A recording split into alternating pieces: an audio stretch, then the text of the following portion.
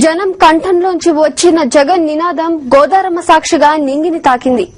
రాజన్న బిడ్డ షర్మిలను చూసిన ఆనందంలో గోదారమ్మ ఉత్సాహంతో ఉరకలెత్తింది. గోదారమ్మ ఒడిలో ఉన్న పడవలు వైఎస్సార్ కాంగ్రెస్ జెండాలు కట్టుకుని తమ మద్దతు రాజన్న కుటుంబానికే అని చెప్పాయి. నాన్న అన్న బాటలో అడుగులేస్తూ గోదారమ్మకి అడుగు పెట్టారు షర్మిల. గోదారమ్మ సాక్షిగా జరిగిన బహిరంగ సభలో చంద్రబాబు లోక కళ్యాణం కోసం కాదు, లోకేష్ కళ్యాణం కోసం పాటుపడుతున్నారంటూ షర్మిల నిప్పులు చెరిగారు.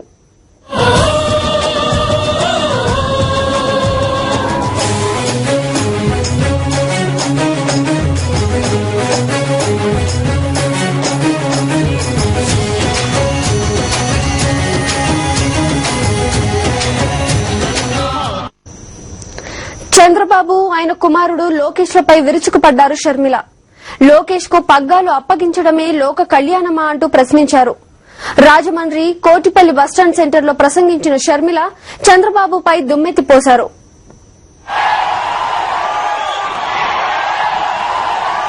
జై జగన్, జోహార్ వైఎస్ఆర్, జై జై జగన్, జై జగన్. గత కొంతకాలంగా చంద్రబాబు మాట్లాడుతున్న మాటలపై తీవ్రంగా విరుచుకుపడ్డారు షర్మిల. చంద్రబాబుకు లోక కళ్యాణం అంటే అర్థం తెలుసా అని ప్రశ్నించారు. చంద్రబాబు గారికి లోక కళ్యాణం అంటే ఏమిటో తెలిసినట్టు లేదు. లోక కళ్యాణం అంటే లోకంలోని ప్రజలకు మేలు చేయాలనుకోవడం. ఒక్క ఆయన కొడుకు లోకేష్ కు మేలు చేయాలనుకుంటే అది లోక కళ్యాణం అనిపించుకోదు. తెలుగుదేశం పార్టీని కబ్జా చేసి నందమూరి కుటుంబాన్ని తొక్కేసి ఒక్క లోకేష్ ను మటుకే పైకి తేవాలనుకుంటే అది లోక కళ్యాణం అనిపించుకోదు. మరి అది లోకేష్ కళ్యాణం అనిపించుకుంటుందో, నారావారి కళ్యాణం అనిపించుకుంటుందో నాకు తెలియదు. తెలుగుదేశం పార్టీ వాళ్ళనే అడిగితే వాళ్ళే చెబుతారు. లోకాన్ని దోచుకొని వేల కోట్లు సంపాదించిన ఆస్తులు లోకేష్ కి ఇస్తారు. లోకంలో విస్తరించిన ఆయన వ్యాపార సామ్రాజ్యాన్ని లోకేష్ కి ఇస్తారు. కానీ టీడీపీ పార్టీకి సేవ చేసే కార్యకర్తలు మటుకు వాళ్ళ ఆస్తులని అమ్మేసుకోవాలట. ఇలాంటి నాయకుడు తెలుగుదేశం పార్టీ వాళ్ళకు ఉన్నందుకు వాళ్ళ దురదృష్టం అనక ఇంకా ఏమనాలి.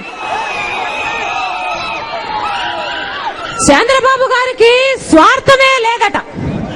ఈయనకు స్వార్థం లేకపోతే, పదవీ వ్యామోహం లేకపోతే ఎన్టీఆర్ గారిని వెన్నుపోటు ఎందుకు పొడిచినట్టు?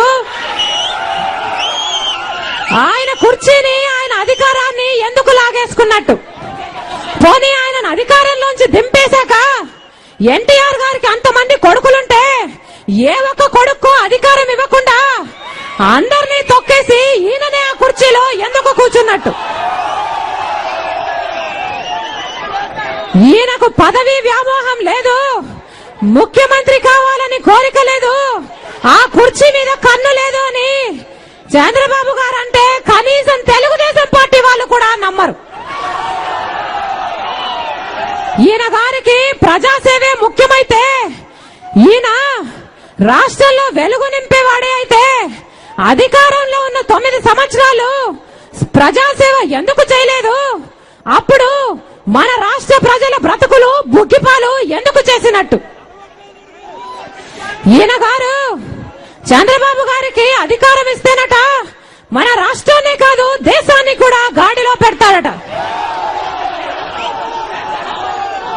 నరకాసుడు వచ్చి నాకు మళ్ళీ అధికారం ఇవ్వండి, నేను మంచి పరిపాలన చేస్తాను అంటే ఇస్తారా? గాడ్సే వచ్చి మహాత్మా గాంధీ ట్రస్ట్ కి నన్ను అధ్యక్షుని చేయండి అంటే చేస్తారా? చంద్రబాబు గారికి మళ్ళీ అధికారం ఇస్తే మన రాష్ట్రం గతి అధోగతే.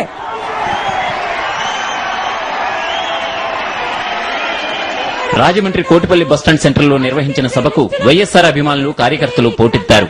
అంతకుముందు రాజమండ్రి బ్రిడ్జి మీద నుంచి నడిచిన షర్మిలకు తూర్పుగోదావరి జిల్లా ప్రజలు ఘన స్వాగతం పలికారు.